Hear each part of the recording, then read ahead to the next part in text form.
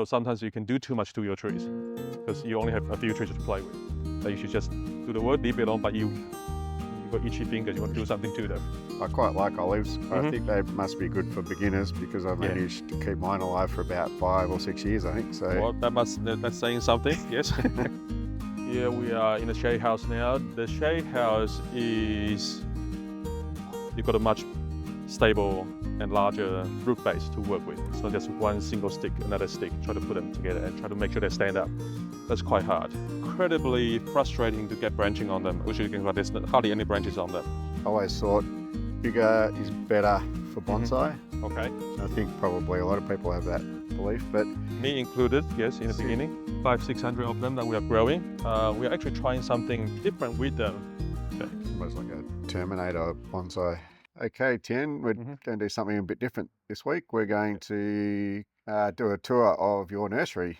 Well, welcome everyone. You've seen a few video clips of what we are about, but we're going to show you what we are about. Okay, we're sitting on a 1-acre block here in Melbourne. So here is a shade house where we grow most of our trees. We do have another property where we grow the trees in the ground. We might just take a walk up here as to sort of the kind of pre-bonsai material that we have prepared. Showing black pines that we have grown probably 7-8 years now. We're just going along some Japanese red pines, similar age. We put a lot of twists in there, maybe a bit too exaggerated, but we just want to put some interest into the trees. Something interesting to show you guys. The Itoigawa Shinpaku junipers. This might not be anything to write home about anywhere else, but up here in Australia, they are very rare.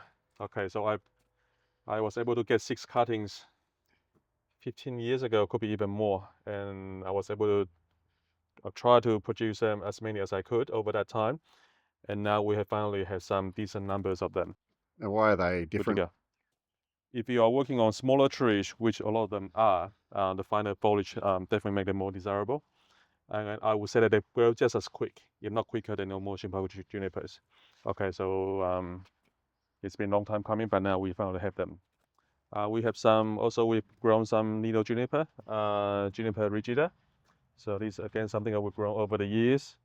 They are again something that thickens very, very quick. That's got a very, very decent trunk on them.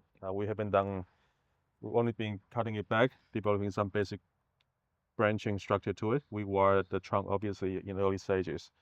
When I said earlier about we do buy nursery stock from other nursery, this is what we meant. No training, just buy them in.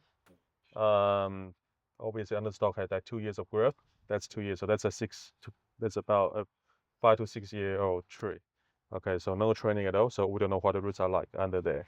So this is what I refer to as, this is just nurseries that we brought them in for people to just play with raw materials, because people ask for raw materials even here. What do you reckon the most popular species is? I would say popularity comes to what people regard as bonsai. So people like the pines, like the junipers. Customers, they're often drawn to Japanese maples. Yeah, so it kind of depends on if you are a full-on enthusiast or you just someone starting out. If you are an enthusiast, pines and things like this will appeal to you because they are actually very rewarding. They're very easy to work with. You follow a set schedule, and then they are quite, they're not hard at all. Okay, so try the maple, another good one. Often say they are, these ones we have grown them from young trees. We put some twists into the trunk. Okay, so there's just something again, just introduce some elements of interest into a tree. There are certain trees that we would just let them grow, prune them back, try to get some tapering in the trunk, but without wiring. Okay, so we grow trees like that, but we also grow trees with a bit more training while the tree is a lot younger to get some movement and twist into the trunk.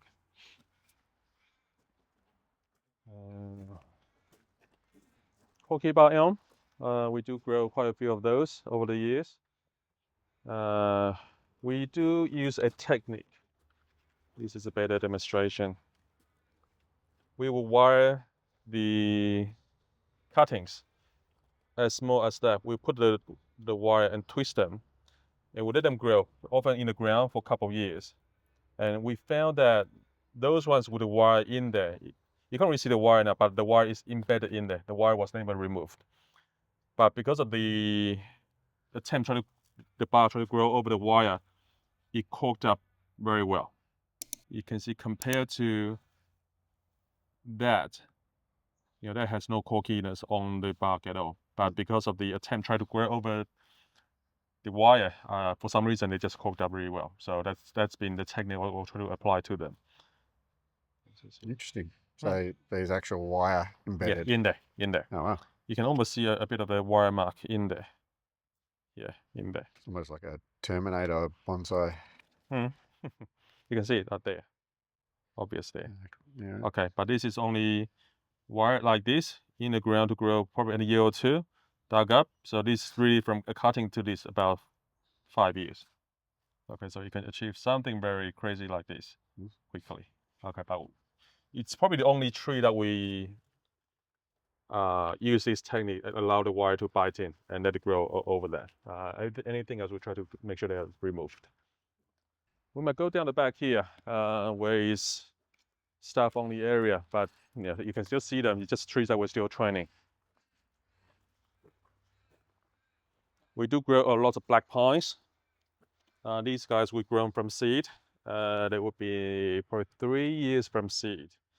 Okay, we wire them, but obviously over the growing season, they become quite full on. Okay, so these guys here have been trained thin out and rewired one more time. Okay, so just so that we don't lose a lot of the inner branches, and we can remove a lot of the thick branches that have grown in that one season, and then start to promote budding from in there, begin to train the tree, a nice little tree in there.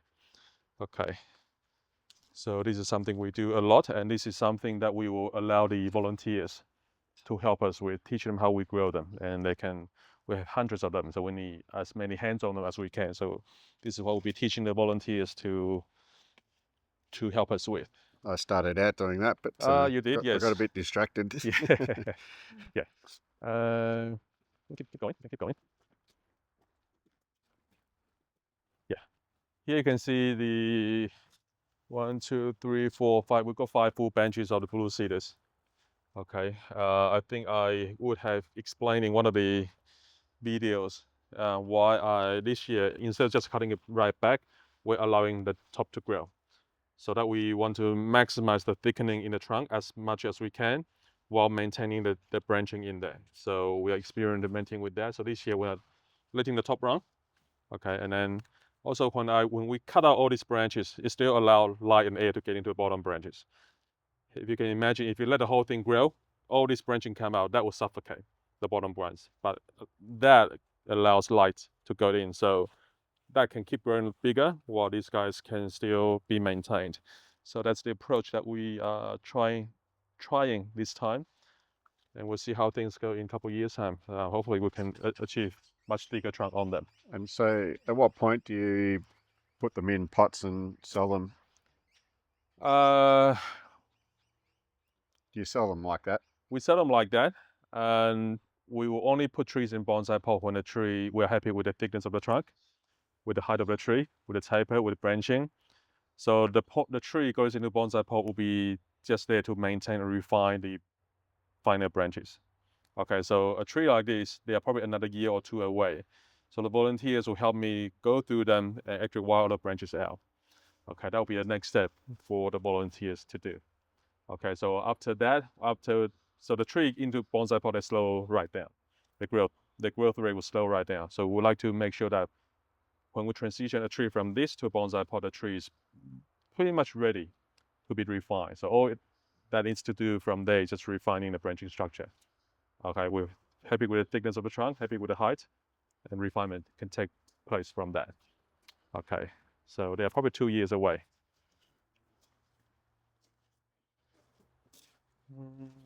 We grew this from nursery stock, just like the white pine that we have out there. Obviously, these are Atlantic cedar. And the volunteers have really done a good job with them. Okay, initially they learned how to thin them out, prune them back. and they've done probably 2 months work on that, and then I get them to practice wiring, and you can see they have actually done a very good job with. So this is all volunteer work. Yeah, so this is what they've done, what they've been doing in the last month. Practice wiring on the trees like this. Have you got any spaces available for volunteers, or is it pretty Yes. full? At the moment, I'm sort of kind of letting it happen organically. Okay, so whoever comes along, they can see what we're doing. They ask questions. We tell them about the program. The moment will come again when I will post the need for the volunteers again when we have a good amount of work. At the time, we had hundreds of the blue seals to do, so I posted it. I have probably 12 volunteers that came. 6 of them still coming. So we do have some vacancies for anyone interested to come and join the team, join the community that we try to build from sharing knowledge of bonsai, and that you guys practice the repetition to get it to be as natural as you can. So you don't need to look at a tree and not don't know what to do, but you actually have been guided to how to sort out the tree, and with lots of them to choose from and to practice. Where you can get that repetition. Yeah, It's a good way of actually learning. that's kind of why the main reason why I felt that that was missing from a lot of backyard growers, because you will work on 1 or 2 trees and that's all you have. So sometimes you can do too much to your trees because you only have a few trees to play with. That you should just do the work, leave it alone, but you got itchy fingers, you want to do something to them. Okay, so I kind of offer that opportunity for you to do all those things under our guidance and practice them. And hopefully, what I often get the volunteers to do is I'll ask them, are you translating what you've learned here onto your own trees? Okay, I want to get a bit of feedback from them. They might bring the tree back here. I'll guide them through and then help them understand the principle in how you work on trees under my guidance compared to how you work on them at home on your own. And that's the practice I would like the volunteers to go through, and that way you can form your own style. Here we are in the shade house now. The shade house is 1/4 of an acre. Okay, the size of 1/4 of an acre. So we do grow a lot of our trees in here. But if you really ask me, if I had a choice, I would have made the roof retractable. Okay, so we can just bring it over when the weather needs it, but it's on all the time. So I do find that sometimes it gets a bit too wet, too dark in here. But at the time I didn't have a budget or the understanding to do that at the time. So this is what we have. All right, so we do grow a lot of deciduous trees. Anything that needs a bit of protection, anything that's young, they are all grown in here. And with the shade, is that to keep the frost off, or is it more to keep the sun off? Both, yes. Both. For us in the winter time, we definitely need this. A lot of our tropical trees, ficuses, a lot of flowering trees will need protection from the frost. But more so in the summer month. Here in Melbourne, we can get extremely hot. Maybe 2 or 3 days, 40+ degree days. That could burn a lot of trees. So they will be sheltered in here. Okay, so it's more of the extreme hot weather and the extreme cold weather that we have here. This is what you guys can do. A lot of times you have a lot of young trees. We put triple trunks. Okay, 3 trees or 2 trees side by side. All right, so we put trees right up against each other as close as we can. And these guys are in preparation for later on to put into forest. Okay, so if you can imagine, you can put 2 or 3 of these and some young trees, boom, straight away, you have a forest set up. Because as far as forest is a concern, often it's difficult to do them because you have single trees. And single trees try to make sure they're up close to create a difference in height, thickness, and spacing is pretty hard. But if you can do this preparation to begin with, right up close to one another, and then you can just get 4 or 5 of these, put them together, and then you got a pretty convincing forest because the spacing issues are often within a forest. Put it this way, are often like groups within a group. Okay, it's not just multiple trees random. It's just within the whole forest there are small groups of trees in there. So these are that preparation for the groups of trees. You've got a much stable and larger root base to work with. It's not just one single stick, another stick, try to put them together and try to make sure they stand up. That's quite hard. So this is what we begin with. A 1-year-old sapling. These guys are Japanese snowbell, so Styrex japonica. So they are 1-year-old saplings, and then again, that's what we do. Train them early stages, pot them up, and let them run, and then begin to shape them and begin to put some interest into them. So in terms of outgrowing, this is the first step. Try to introduce a bit of interest, a bit of shape. Obviously, we try to wire them all slightly different, as much as we can. Some with a bit more twist, some with a bit taller, some a bit tighter. Okay, we'll try to wire them as much differences in them as we can, and later on we will see how the tree respond to the wiring, and then we can take it from there. But this will be a very general first step to how we train our trees. That's interesting. So the people that work here and the volunteers, if they were to do that, you just basically let them Yep. do whatever design they want. I wouldn't say whatever. I would probably still guide them now. Now that you ask that question, now what do we do? Okay. So I will say that don't repeat any movement, not zigzagging. We don't want that, because zigzag, once you repeat a movement, it becomes man-made because it becomes predictable. And nature is random. So what's random? You don't want anything that's left, right, left. Okay, you want something a bit tighter, something a bit looser. Okay, that's how we would do them. Now these trees, they do not have taper in them because they're just little stick. We wire the movement into them. Later on, we could very well come back and say, okay, there might be another shoot coming up. Cut. Let's go from that. So by cutting it back, we can introduce taper into it and continue. So it's not as if you see this that has to be our tree. No.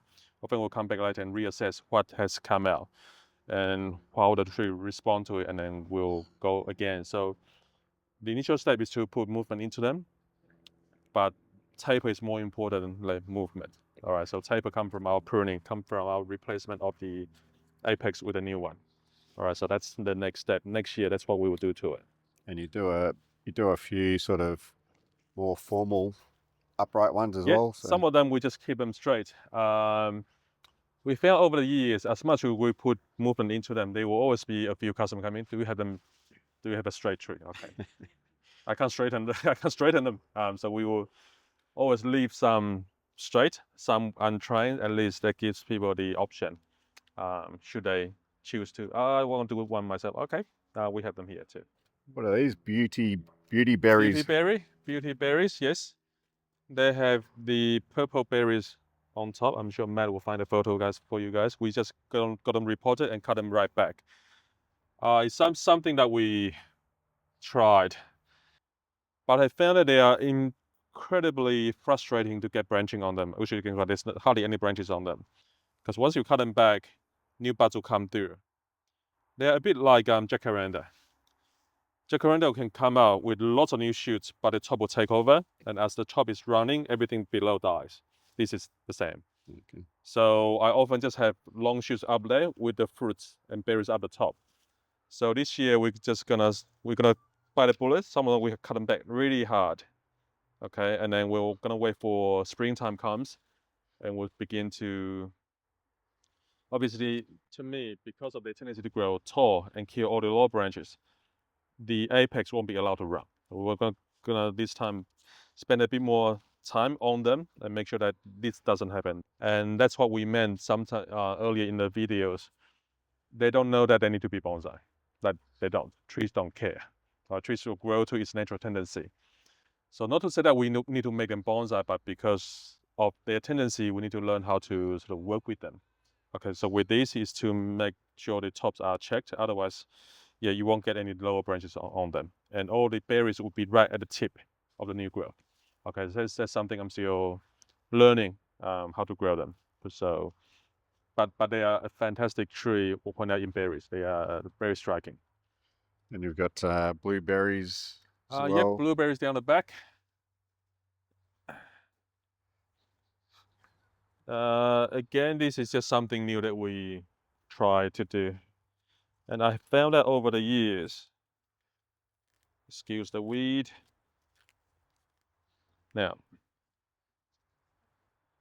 often when we wire something, you can see the trunk has been wired a bit of twist into them. It is very easy for the tree to take over with the younger shoots. This is not best example. Let's look at this. Okay, let's look at this. It'd be hard to tell. The one that I wired is here. It died. Because as soon as we wire something, it weakens that trunk. Then the tree pushing out a lot of little suckers coming from the bottom, and then they take over. So when you're wiring trees in early stages, we can't just wire and just leave it there untouched. We have to go back to it and check if the new growth coming out throughout the growing season, are they taking over? If they are, then we got to make sure we cut them back often enough to allow the wire trunk to continue to gain strength. Okay, so that's happened quite a bit with them. So I suppose that's the reason why some of them we actually don't wire them, because of their tendency to have the new growth killing the actual wire trunk. They are actually edible fruits. You can actually see them here. Those are the blueberry fruits. They'll be ready in about 3-4 months time. Yeah. I've got a blueberry tree, but it's the original trunk's all gone, and it just keeps throwing out new shoots from the bottom. Yeah. So a lot of shrubs that we grow, they have that tendency. That's how they grow. And these olives, obviously you got them from another nursery, did you? Or Yes. All these olives, they were dug up actually from the wild. what do you This call, is that called Yamadori? Yamadori means wild trees collected from the wild. And this tree has been pruned back twice. All right, so all this growth came out, we've been cutting it back. We're letting the center one run, so that would be our new trunk. So we would like this to gain a bit of thickness. So this one hasn't been cut back yet. But all the other smaller branches around it, we can't just let them run. They'll just be too thick. We're just cutting them back until we're happy with that, and we can, give it 1 year of growth, and we can begin to do some training on the branching. But yeah, something people like. I'm not really a big fan of them, but we still grow them. I quite like olives. I Mm-hmm. think they must be good for beginners because I've Yeah. managed to keep mine alive for about 5 or 6 years, I think. So Well, that's saying something. Yes. Often we have trees that we just bought in bare rooted and we just pot them up. So they are just something that anyone who wants to start their own trees, we have something like this to begin with. All right, and then same tree, we put a wire into them. So those are Japanese maple, the young ones, same age. Okay, actually came together, but we just wire some of them. Again, put some interest and twist into them. All right, so this again, we're not using a whole lot, so this will most likely be cut back. You can see that's the wire ends about there. That's the new growth. We've cut it back, but you can see there's a long interval where nothing will ever grow again. So most likely this will be removed back there, and then new trunk will be grown from that. Okay, so it's a process of training from a young tree. I've got to say, like before I started coming here Mm-hmm. often, I always thought bigger is better for Mm-hmm. bonsai. Okay. And I think probably a lot of people have that belief, but Me included, yes, in the since beginning. since you've showed me the alternating branch structure, I think my mind's changed to Mm, preferring smaller trees. So it's funny how once you get in your head that you can actually make something work when it is smaller and yeah, keep it perpetually small. yeah, yeah, Um, yeah, I think it appeals to me a lot more. yeah. I'll add something to what you said, Matt. The amount of enjoyment I get from young trees are a lot more than what I would out of bigger trees. So with the young trees, let's say something like this, it has all the potential in the world. Like it could be anything. Obviously, I have done a bit of wiring to it, but it can still be made into anything that I can imagine in my head. On older trees, not so much. Older trees are almost set. You only can play with what a tree has, and you are a bit limited to what you can do, but obviously there's still creativity in that. But with something like this, how long do I need to spend with a tree like this? 5 minutes at the most. On a bigger tree, it's hours. Okay, so I can get multiple trees done in 1 hour when I'm working on small trees.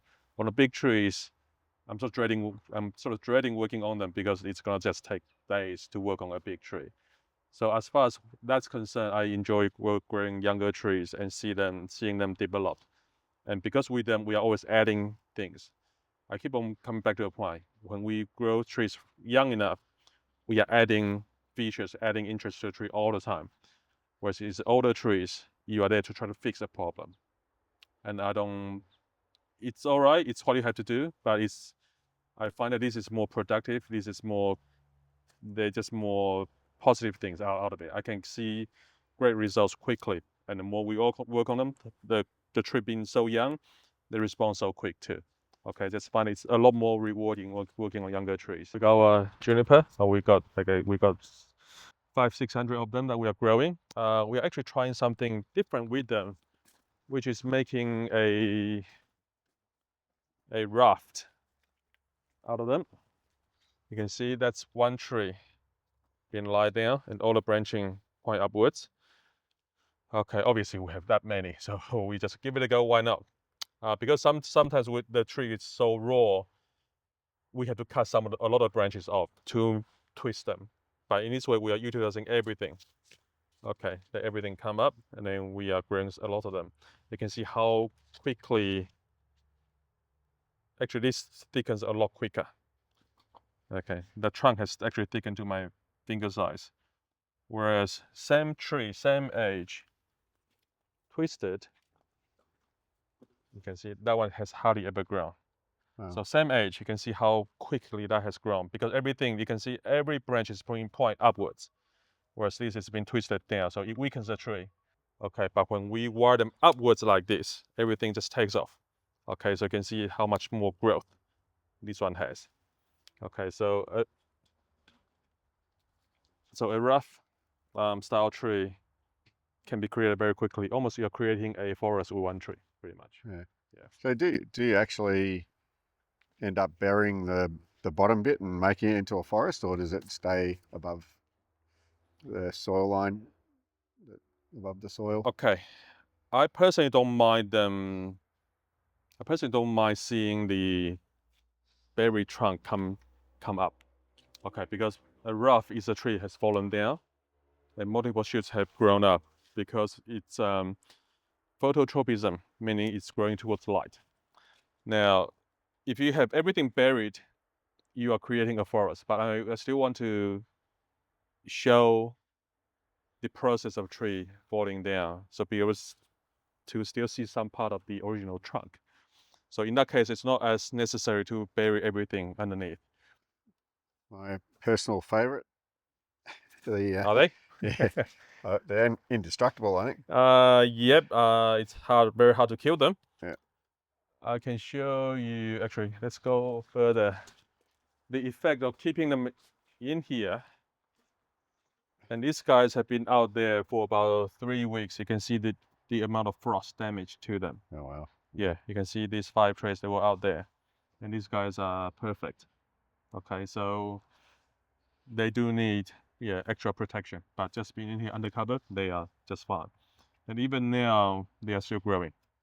Okay, so but can you see the difference? That one there, how the more you prune them, a lot of new budding coming back, and then they can be grown into nice pads very quickly. Okay, so definitely fantastic tree to play with. How do you go? Someone might have asked this question. Yeah. Alternating the branches on jade. On this. Yeah. When it's something that doesn't alternate branching on its own, we just need to do a branch selection. Okay, pick that one off. Look at that one there. Right, left. That one comes up. Right. Now, this is beginning to stretch out, so I wouldn't go as far as to remove that one. So, but let's say if we do remove that one, next one will be on the other side. Okay, and I wouldn't let it go any longer. All right, so we go back there. But really, the internal on that is too long, so I'll go back harder on that. Excuse me, I don't have the scissors with me. Cannot cut my fingernails. There we go. Right, left, right, and begin to grow the next set from there. And these guys should turn into branches. So you can still try to introduce the alternating branching pattern. And in fact, the alternating branching pattern are introduced. Trees don't naturally do that. And trees in nature, they have many years for the tree to slowly, through its natural tendency, natural selection, will go to similar to that sort of profile. Okay, but young shoots, they often come out. That's why I said earlier, when you said, well, they look more natural in the sort of opposing fan out pattern, but you can see they grow up straight. Nothing grow 2, 4, 8, 16, do they?